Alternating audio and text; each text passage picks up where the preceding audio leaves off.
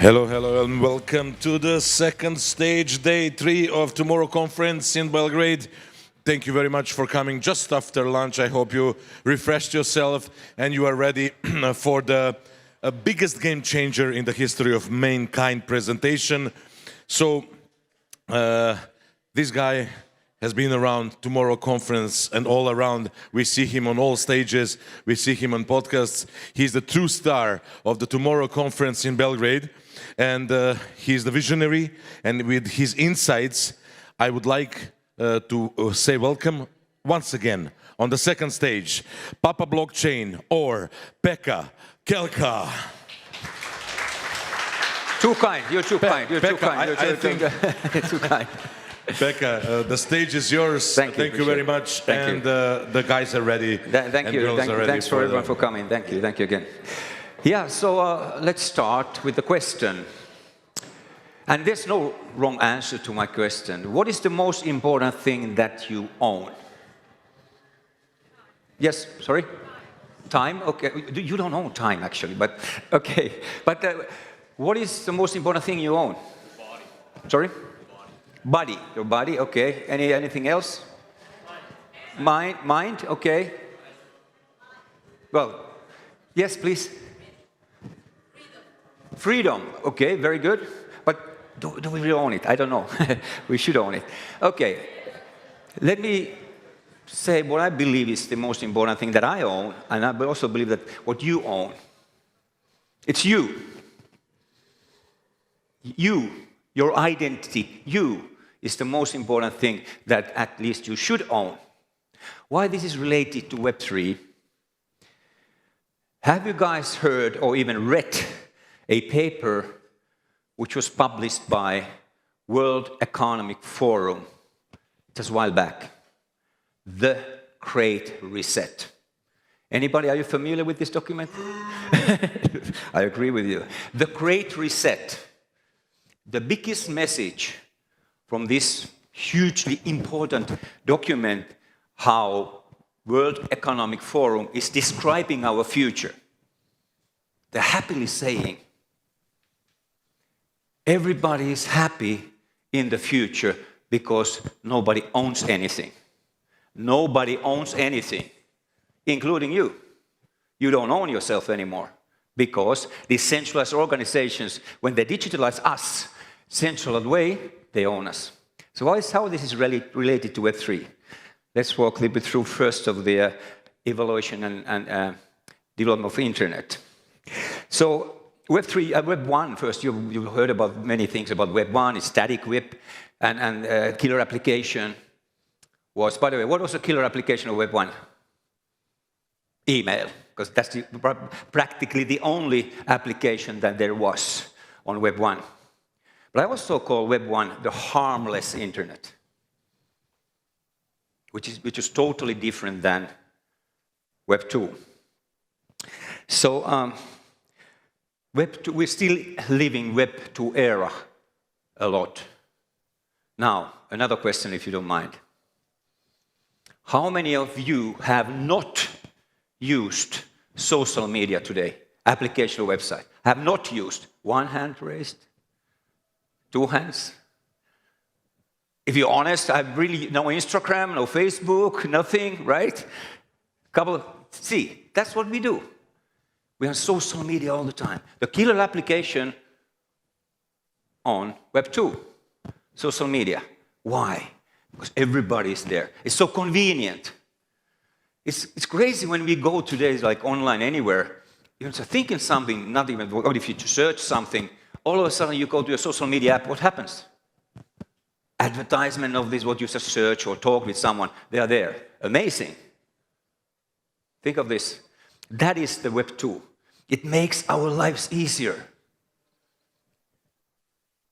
Why and how? This is a very important thing, and that is something that we want to discuss now during my presentation a lot. So, Web3. Web3, as I claim on the title of this presentation, the biggest game changer in the history of mankind. And why I'm strongly claiming that is the fact. But let's first walk through a little bit of Web 2 and the most important application on Web2 social media. It's not a new thing. Everybody just kind of thought that Facebook was the first application on Web2 social media application. No, it started already in 1997. Actually, who has ever used 6 degrees? Anybody? Yeah, you guys are so young. I've used that many times. But then you see this a huge development all the time. But why some of these applications lasted? Why they're still with us? Why we like to use them? Because they give us a lot of benefits. Ease of use, a lot of data. Data that they believe that we need. And too often they're right. How they do it? How do they do it? And why do they do it? There is a system which is called big data. And big data started to develop really, really fast, now 15 years ago. All the data in the world was collected as one big data bundle, but then they started to crunch it. They started to make it fine for you, for your use. And actually what it does to how it's related to Web 2 and social media. And now I'm talking about social media also, meaning Amazon and Microsoft and the Google, not just Facebook and these guys. What do they do with the data? They're putting things together, they're connecting the dots. Your own behavior, websites you go, applications you go. Not just that. They also go to your friends' websites and applications. They're connecting the dots. Not just the second layer, third layer, fourth layer, fifth layer. And what do they do with this data? Good. Exactly. They're selling it, they're monetizing it, they're making money. Why these guys are richest in the world? Because they have our data. They have our identity. And they're monetizing it. Do they ask permission for us? Yes, if you go to Facebook site, there's like 100-page document that you need to accept to access the website. How many of you have used read the user manual of a website?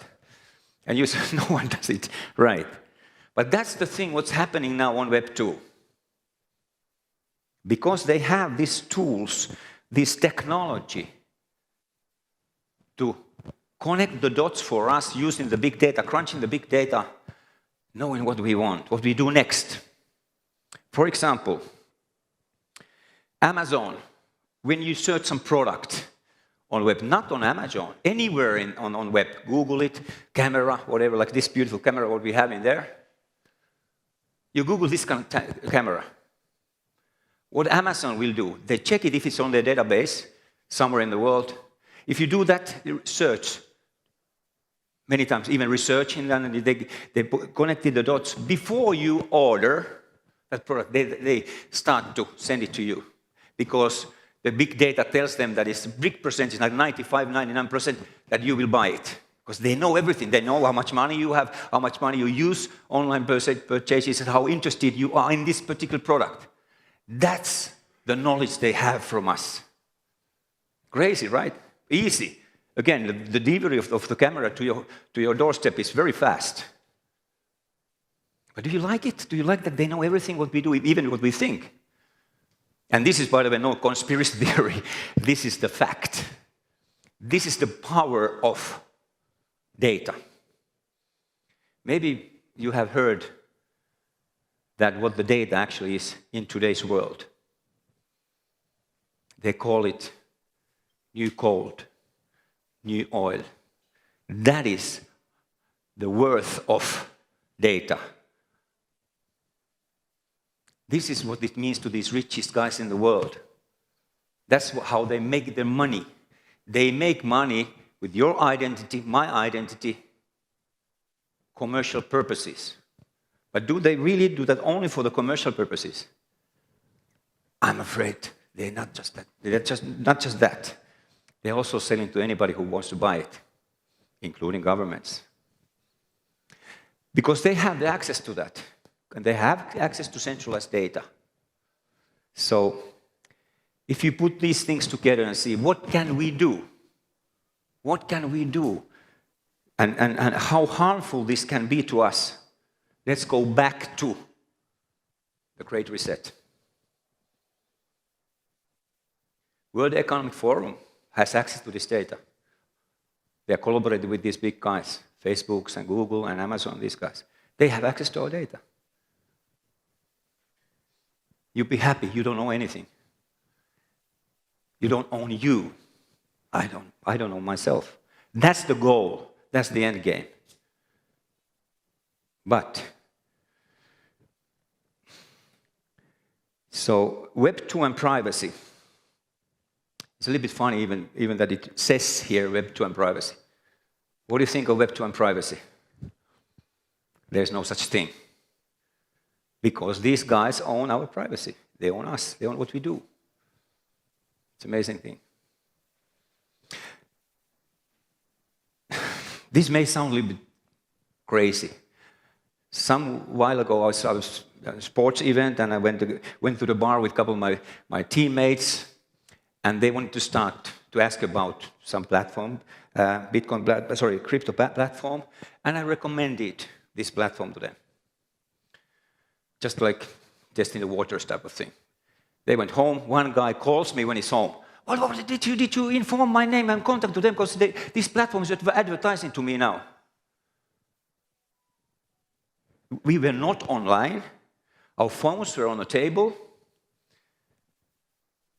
This guy got advertisement on a topic what we discussed together.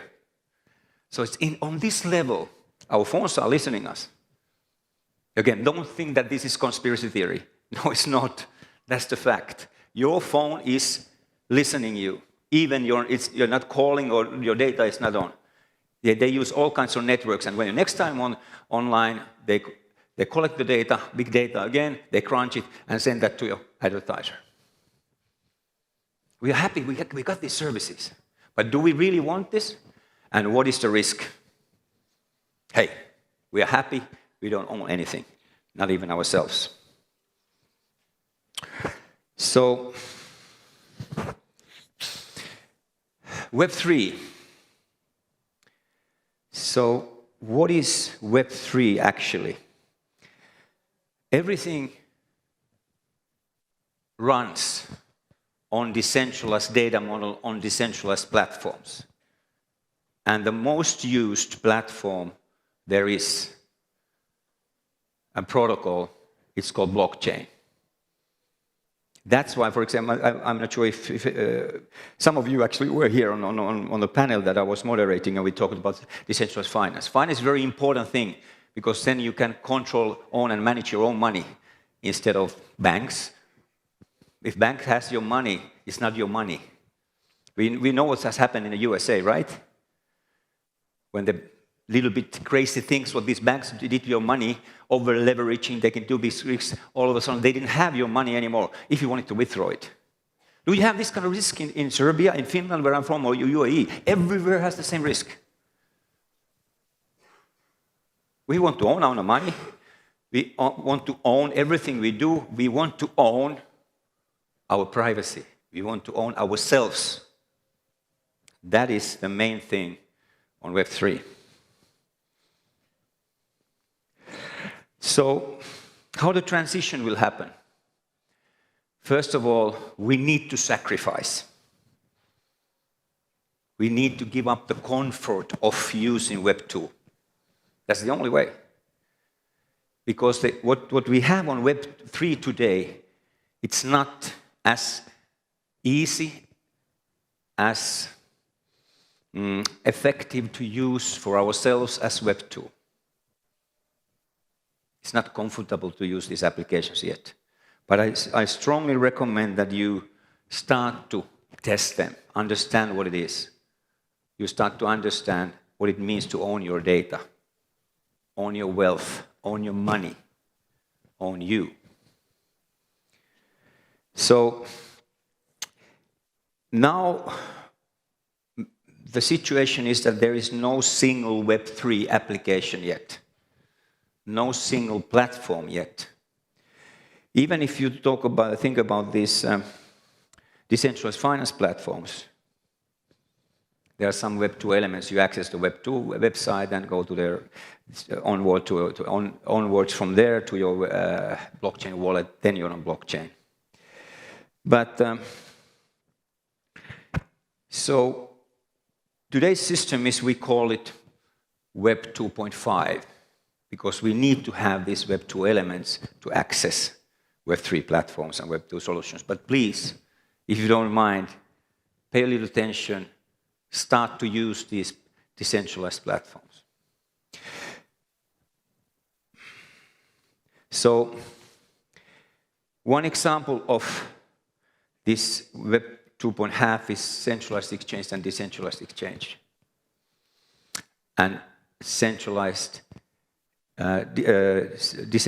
finance platforms and centralized finance platforms. So you can have this crypto trading, buying, selling, even get the loans from centralized platforms, but I'm not recommending that because of they are centralized and they may be even worse than a bank in that sense. But decentralized finance platforms, I recommend that you start to test them. And latest development is really, really interesting and important to us now on Web3. First of all, have you heard about this application which is called NFT? Non-Fungible token. Non-fungible token means that if you have cryptocurrency, they are fungible. If you have 1 Bitcoin, it's the same than 100, 1,000, 1 million Bitcoins. They are the same. But non-fungible means that it's only single unit that's independent from anywhere else. That's described on the blockchain with the signature, which is unique signature. You own this digital signature. Ownership is on blockchain for this unit. How this is affecting the future? For example, social media. Already today, there are platforms that are starting to use this decentralized non-fungible units as your posts, as your videos, as your messages, and you own it. Not Facebook, not Google, not Microsoft, not Amazon. You own your post. And if you want, you can try to sell it. If it's good, whatever text, picture, whatever it is, someone may want to buy it.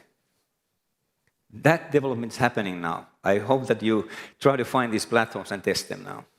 Social media is going also to Web3. That's a huge game changer. So nowadays, we have these platforms that are still 2.5. And why it's 2.5? Because practically you cannot simply access Web3 directly. So access, for example, when the biggest decentralized exchanges, these platforms that you trade on a decentralized manner, it's a website you access, and then you connect to your wallet, and then you code the blockchain. These words may sound a little bit crazy and hard to understand and difficult to understand, but I tell you one thing. I started my first online company in 1994, and when we started to research internet those days, nobody understood anything. But, first of all, try to use them now. If you use them now, you're an early adopter. And I really want to congratulate you. You are here. You are interested in this. That's the most important thing. When you go home, you discuss with your friends and family. Even this old guy, 64 years old, guy explained you the benefits of Web3. Join it now, please. So, there is nothing Web3 yet. But the closest to Web3 today that is available for everybody, they are blockchain domains. Which means that you have your internet, if you have your company or yourself, you want to launch your website, right? You go to this service provider and you rent the domain from this service provider for 1 year, 2 years, 3 years. But you don't own this domain, this internet address. The service provider owns it. So when the time expires, 1 year before, like 1 month before, they can send you the message, hey, if you want to continue owning this company's website or your own website, pay us more. How blockchain domain works. Still, you need to go to the Web2 website and buy it, but it's for you for good. I have a couple of them with me. I have babablockchain.nft, babablockchain.crypto, babablockchain.blockchain, and also babablockchain.nft and babablockchain.ens. And all of these I own for good. If I want to sell them one day, I can sell. Nobody can take it away from me. I can build websites on this. If you have a company today, check it out. If you can find something that suits your business, it can be nice to test the waters. And also, if you have this website with you, your email address can be your digital wallet. People can send money to your email address on these domains. Beautiful system. So, claim again, the biggest game changer in the history of mankind, Web3. We take our identity back. This is a very important thing. Let's work together to make it happen. So thank you very much.